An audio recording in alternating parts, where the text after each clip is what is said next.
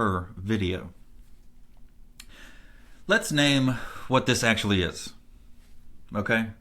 What happened in that room? What was that room?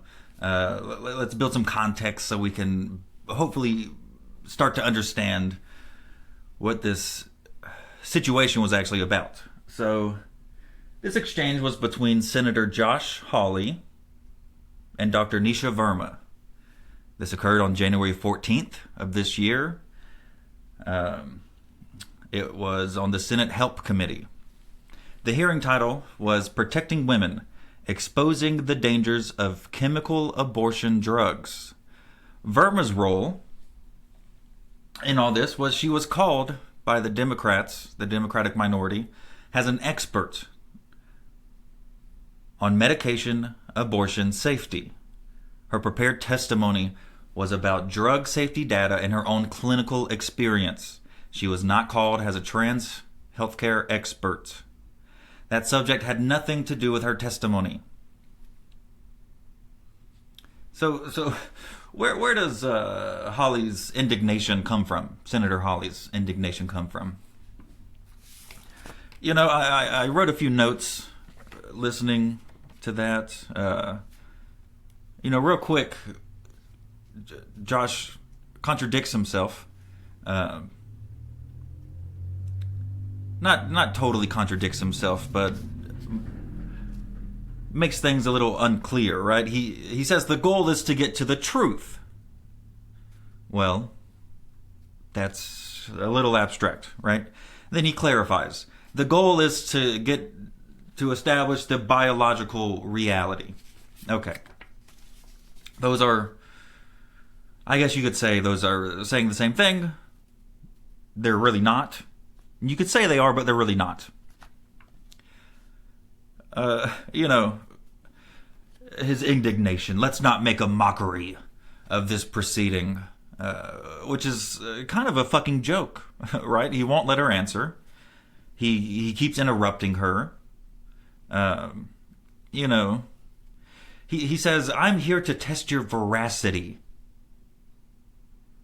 Why? That's not what you're there to do, Senator. You're there to ask questions on the topic at hand. Did you get confused somewhere about what your role as a senator is?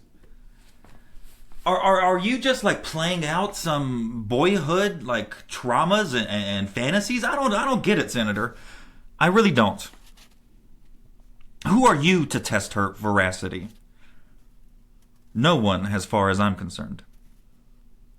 He says, for the record, it is women who give birth. It is women who get pregnant.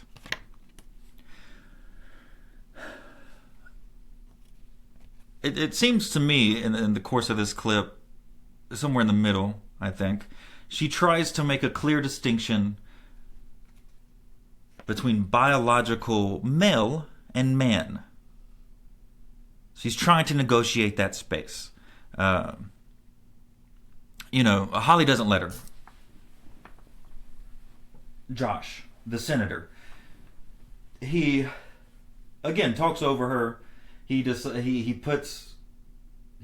the sentence for her so that he can then respond to what he wants to respond to. Where did this question come from? Can men get pregnant? It didn't originate with Josh. Senator Ashley Moody raised it first, specifically in the context of a policy concern about men purchasing abortion pills online to coerce pregnant women to abort. Excuse me, just as a quick disclaimer, I grew up with a speech impediment.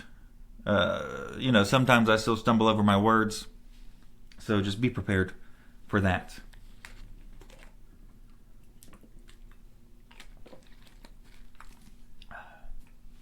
When Verma paused, Moody redirected to other witnesses. This is when Josh entered the equation. The senator pressed that question, can men get pregnant, about 11 times over about 5 minutes. This is not a spontaneous occurrence. Josh didn't read The Atlantic and read an article about this, and this just came up to in the moment, right? Like this is intentional. Josh is doing something on purpose here. In fact, he deployed this same tactic in July of 2022 on the Senate Judiciary Committee, pressing UC Berkeley law professor Kiara Bridges on the same question. That exchange also went viral. After the exchange earlier this year, Josh immediately posted the clip to X, or Twitter. It received over 30 million views.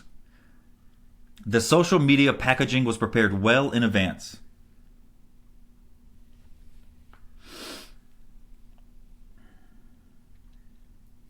Josh's wife, Erin Hawley, is an attorney for the Alliance Defending Freedom, who argued before the Supreme Court in 2024 for restrictions on the abortion pill that Dr. Verma was called to testify about. Let me make something very clear here. Josh was not interested in Verma's answer at any point. He already knew what he was going to do with the clip before he asked the question. A question asked to produce a clip is not a question, it's a trap. So what did Dr. Verma, actually say and actually do? She never said men can get pregnant. She never denied biological sex. Her own words, "I hesitated there because I wasn't sure where the conversation was going or what the goal was. I do take care of patients with different identities." She called the question a political tool and said she was there to represent the complex experiences of my patients. Dr. Verma understood the trap. She saw it probably immediately.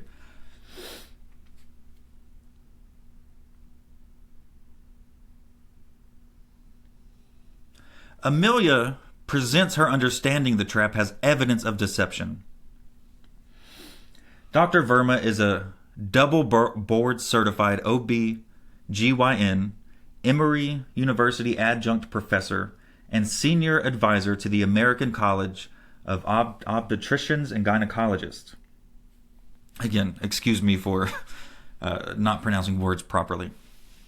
She was called before a hostile committee to testify on a subject unrelated to the question she was ambushed with. Expecting a perfect performance under these conditions requires no empathy at all. So, what is Amelia doing with this clip? This is...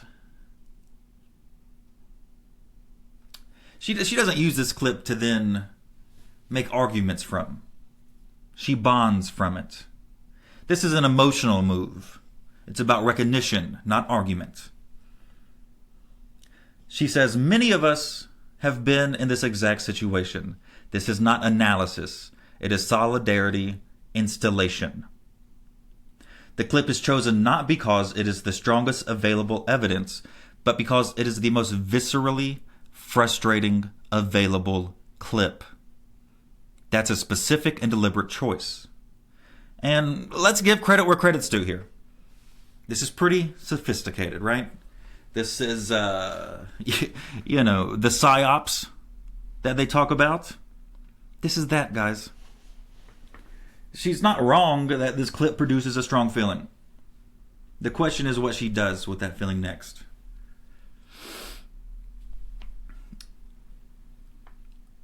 I was so thoroughly impressed by Amelia's persuasion architecture.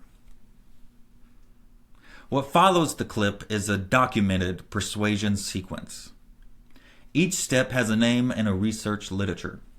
Step 1, emotional priming. The Josh and Verma clip installs frustration before Amelia says a word. Slovak et al. 2002 demonstrated the affect heuristic. Emotional responses occur rapidly and automatically and shift audiences from analytical to peripheral processing. Again, excuse me for butchering these words. Zajonk, Zonk, Zaj, Onk, Zajonk, Zajonk. I don't know. I'm probably going to get canceled just on this 10-second clip alone. 1980, emotional assessments precede and shape all subsequent judgments. Step 2, authority installation. Brezmenov is introduced as the interpretive lens. Once he's in place, everything that follows gets filtered through his framework. Petty and Karkopio's elaboration likelihood model, 1986, emotional arousal shifts processing to the peripheral route, where authority cues get a pass from a frustrated audience. Step 3, unfalsifiable framework. The demoralization claim makes the thesis impossible to disprove. More on this later. Step 4, conversion narrative, the relay race. Green and Brock's narrative transportation theory, 2000. Personal narratives suppress critical evaluation. Conversion stories specifically boost persuasive impact.